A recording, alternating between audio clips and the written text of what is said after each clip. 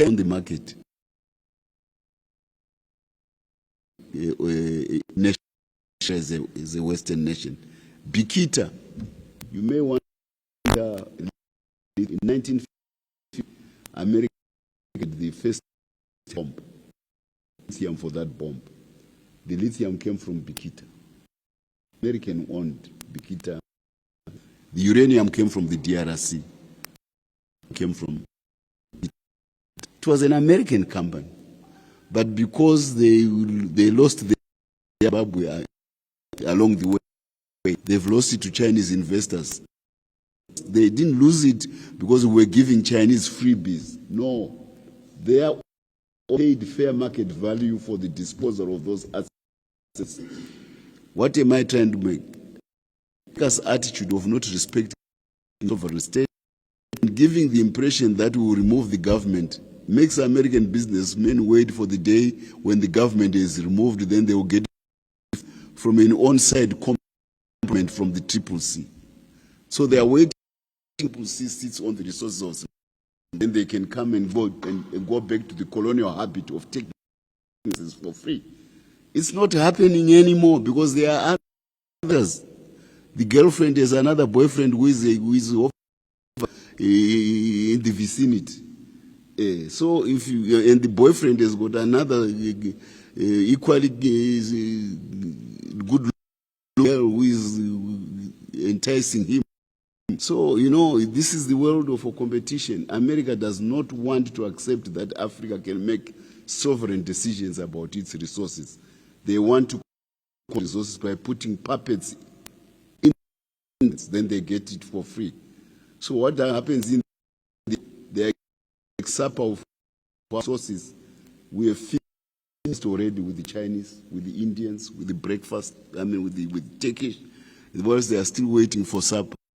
It's a breakfast, and we are not going to wait for America, because this is the attitude of America about one of their was Tibonegi. Why does America always make so much noise about a little Zimbabwe in the middle of nowhere, which is landlocked? Tibonegi, but don't you know the resources? You can go and check this in your Google. So America's attitude towards Zimbabwe is driven by the abundance of resources of Zimbabwe. And America wants to ride on those resources. They don't want to buy them on the market like the Chinese are doing. They don't want to buy them on the market like the Indians are doing. They don't want to buy them on the market like the Indonesians are doing. And put a puppet inside Zimbabwe, then come and negotiate with a puppet so that they get freebies. That's not going to happen. That Africa is gone. The people are drifting away towards the BRICS because of an American attitude. I'm saying it because it is seen, it is being exhibited in their attitude towards this, the attitude of their senators in the elections which have just Zimbabwe. Review our relations with Zimbabwe because triple who want to decide the sovereign will of the Senate. Elections come in, vote in your elections and choose. Why do ZANU PF in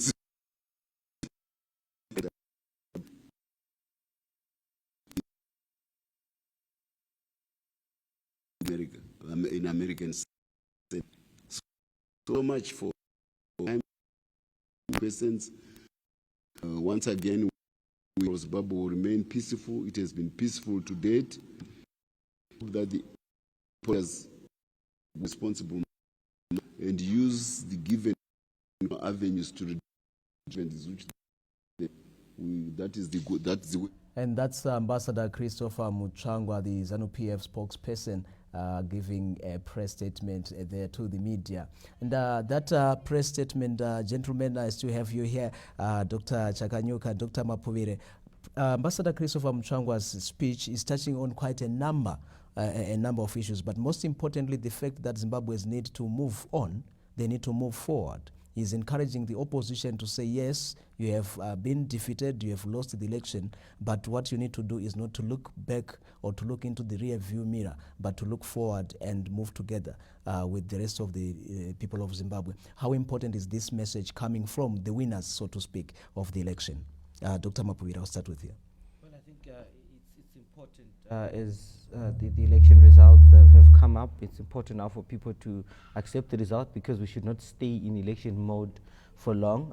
It stagnates production. It doesn't work well for the economy, because it creates a lot of uncertainty. So now I think it's the right message to put across and say we should be mature enough to move away from election mode, and we accept the result of the election, and we move forward with nation building and building the economy, because the economy will not wait and say, there were elections, so no, there won't be any excuses to that effect. So it's important for us to get back to work and get back to the economy. Dr. Chakanyuka,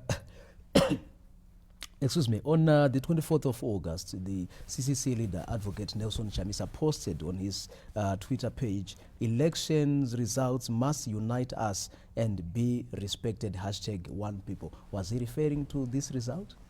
Yeah, of course, because he understood that, the people will make a decision and they might vote for whoever they want to vote for. And these are the results he was talking about. And here we are.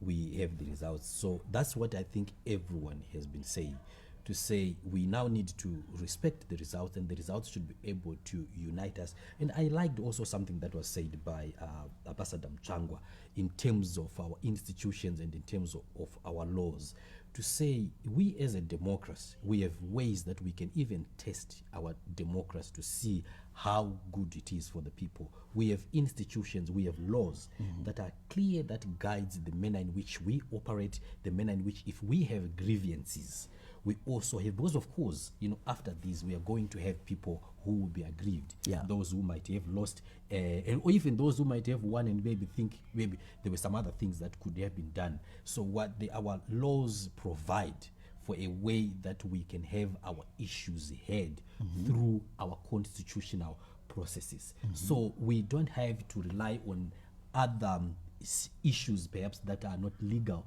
or to resort to violence or name calling, insulting each other.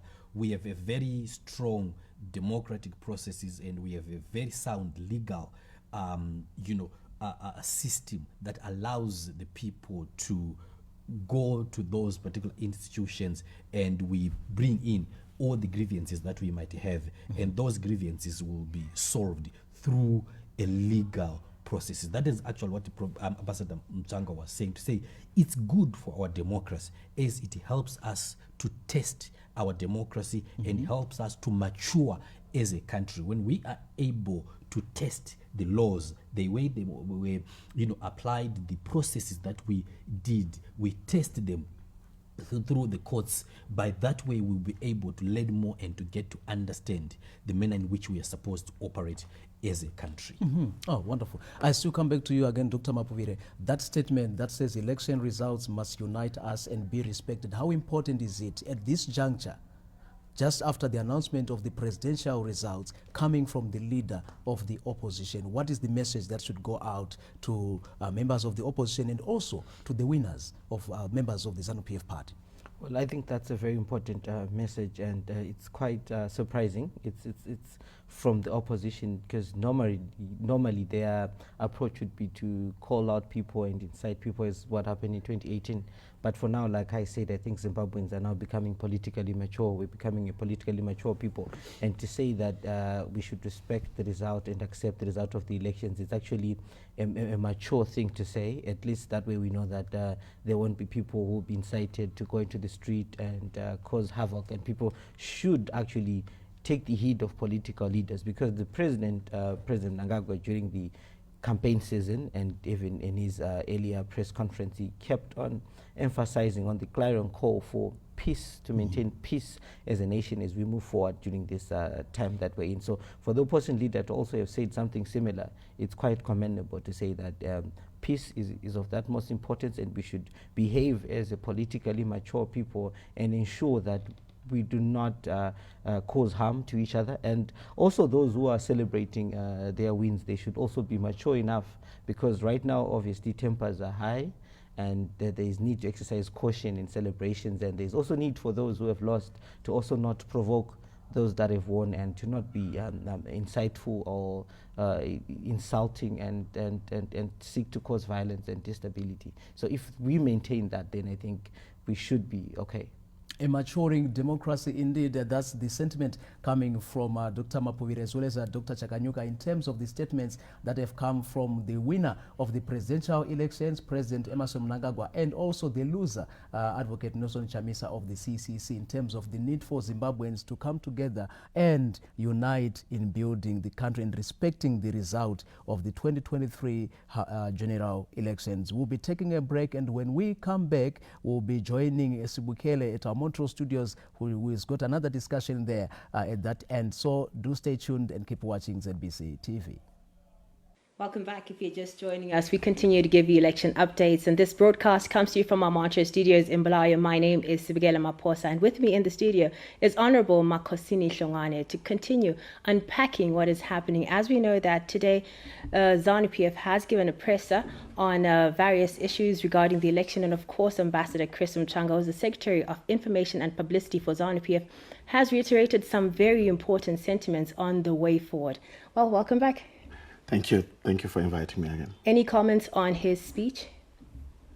On Ambassador Chris Mutsvangwa, yes. So I think what is clear from ZANU-PF, yes, at the highest level of the first sector of ZANU-PF, the president in his earlier speech, as well as this one now coming through the Secretary for Information and Publicity in ZANU-PF, Ambassador Christopher Mutsvangwa, is a continuity of messaging, the message of tolerance, the message of peace, the message of embracing one another as Zimbabweans, the message of accepting the election outcome, however bitter a pill it may be to swallow. Because you see, in this election, ZANU-PF did lose a lot. For instance, here in Bulawayo, ZANU-PF got 0 here in Bulawayo. But it is part of democratic process and it's part of democratic evolution that political parties must learn to accept election outcomes. And ZANU-PF cannot then say, because we got 0 in Bulawayo, we are not going to accept the election results. It accepts the result. In like manner, all other political participants, political parties that did participate in this election must accept the election outcome or the election result of this electoral process, and must start to give out messages of hope, messages of uniting the people, messages of making sure that there's convergence instead of divergence, making sure that there's messaging for peace. This is very important. It should not just be coming from ZANU-PF. It should also be coming from other political actors, who, especially those that participated in this electoral process. And I think that the church has a very important role to play in so far as encouraging political actors to come forward, to step up and make sure that they pronounce themselves in terms of how they want to move forward as far as the post-electoral environment is concerned, so that we do not take the peace that is prevailing in Zimbabwe for granted. And we encourage that we solidify ourselves, we consolidate the gains of the peace that are hard won, that have been fought for very hard, that have been worked for very hard by the Second Republic and all institutions, of democratic institutions of the state. So this is quite commendable coming from Ambassador Chris Mutsvangwa, and it is a continuum of the messaging that started during the campaign period, which was encouraging peace, which was encouraging tolerance, and statement which was encouraging that elections are just but a game to test the strength of one another and see who comes atop, just like in a football match. And once that is done and the match has come to an end, people converge and start about the process of developing the country. Right now, the election is over. It is behind us. We must now, all of us, converge on the process around developing the country. I guess also in the spirit of inclusivity, there might be people who are not converging. I'd like to know what democratic processes are available. Yes, elections are done and dusted. We have a winner. But there could be someone who feels, maybe I want to have my grievance addressed. What's available for them? Yes, you know, Zimbabwe is not a banana republic. Yes. It's a democratic country. It has serious, deeply entrenched democratic institutions that were built since independence in 1980. And the judiciary is one such institution whose job is to arbitrate in areas of conflict, of dispute, of disagreement. The law does provide for the fact that if there is one aggrieved party coming out of an electoral process like this, they would approach the courts to seek remedy or to seek redress.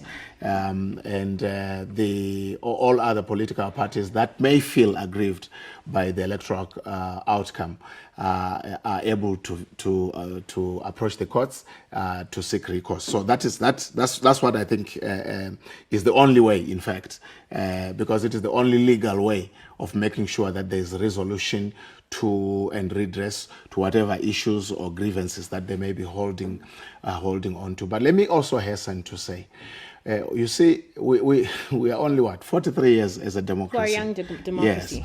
Yes. For a lot of countries in the Western Hemisphere, for instance, your France, your UK, so for them to have arrived at this level of democratic development, it took them 300 to 400 years. Yes, yes. And Zimbabwe has done exceedingly well to deliver an election of this magnitude, which is characterized by a very credible peace, a very credible electoral process, a very transparent electoral process, out of lessons learned from itself in a very short space of time.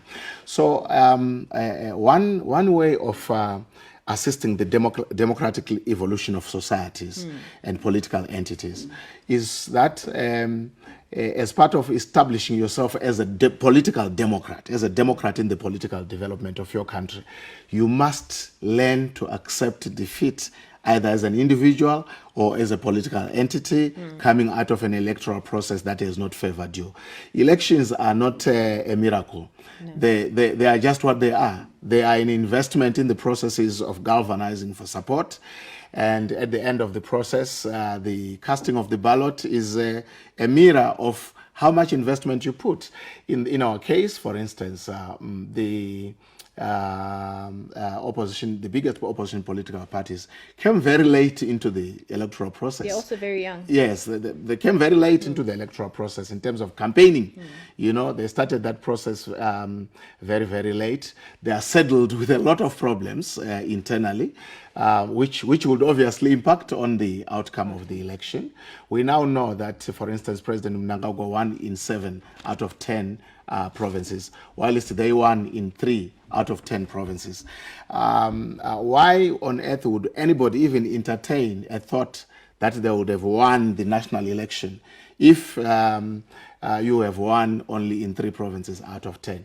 But assuming even then that by some demographic miracle and due to population densities in the 2 areas of Bulawayo and Harare, where the opposition did exceedingly well, that the numbers are so large that you win the national election out of just those 3 provinces.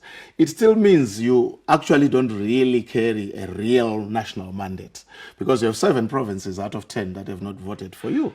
So there's no basis even for entertaining or arriving at a conclusion that they would have won this election. I think we must give it to President Emerson Mnangagwa.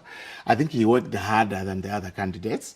I think he mobilized much more than the other candidates. I think he mobilized more resources than the other candidates. And the results are there for everybody to see. And we can take examples from the region. I mean, we see very sharp differences, for instance, that do happen in the South African political conversation. Opposition political parties like Julius Malema's EFF, the Democratic Alliance, and so on, and how they even go after their President Ramaphosa, and so on. But once an election has been conducted, and the results have been announced by the institution that carries out, or that is reposed with the mandate of making sure that they conduct the process of administering the elections. They are the first ones to step up to the plate, concede defeat, wish the winner the best in the 5-year term, and the process of rebuilding the country goes on. So I think one of the issues that we realize as political commentators is the fact that perhaps Zimbabwe is this unique opposition experience, which other countries do not have, where political parties, the ones that are really large and matter and impact in terms of the electoral processes, do not see the need to concede defeat, and they pick and choose outcomes of the elections. I'll give you an example in our case for you to understand. Whilst certain of these opposition political parties will be complaining about the win for ZANU PF, and they will be alleging, for instance, that the win was probably not free and fair, they go ahead to swear in councillors in Bulawayo, in Harare, in Kadoma, in Chinoi, who are product of the same electoral divided process. Amongst themselves. You understand the point? Yes. So I think Zimbabweans must also start to see through this, that politicians also communicate messages that are meant for their constituencies. But it doesn't mean anything as far as the electoral process is concerned. For example, in the United States of America, we saw Donald Trump communicating a message that was trying to make sure that his constituency stays in a certain position, and has held on to that message up to now. So I think Zimbabweans must come out of edge and start to see through some of the messaging that is coming through from politicians. Some of the messaging is just meant to hold the constituencies in a certain position. But the electoral outcome, which is free, which is credible, which is transparent, which is peaceful, would have unraveled, as was the case with this particular election. Thank you very much. I think that there is a lot for us to learn, and also we should take credit for the political maturity that has been exhibited by Zimbabweans and continue to grow from strength to strength. Unfortunately, we have to cut this one short. Not that we are ending the debates and discussions right now, but we will continue to engage with you as the day progresses. And we also want to hear from you. Get in touch with us across our social media platforms at ZBC News Online. Let's get engaged. Let's get talking and understand where we are going, and of course, what next from this point on. Now over to you, Justin, for more. Thank you so much, Sibukele, for that insightful discussion. They're coming through from our Montrose studios in Bulawayo, and welcome back to our Pocket Hill studios in Harare. We are about to take a break, but just a reminder that we'll continue to give you updates as well as discussions and analysis in terms of the outcome of the 2023 general election that was conducted on the 23rd of August. Zimbabweans going out to decide on the next leadership for the coming 5 years, and President Emerson Mnangagwa has been elected president by the majority, in terms of him garnering 52.6% of the presidential votes that were cast, and of course now expecting the other processes that follow in terms of inauguration and others. But we just want to say keep watching ZBC TV for those updates. We'll continue to update you on what is taking place, and also to give you in-depth analysis of the outcomes of the elections at provincial level as well as at presidential level. And of course we want to say stay tuned, those of you who are interacting with us and sharing with us your views and comments via our social media platforms on Facebook, on Twitter, as well as on YouTube. We appreciate those comments. Otherwise, keep them coming. Thank you so much for watching. We'll be back with more.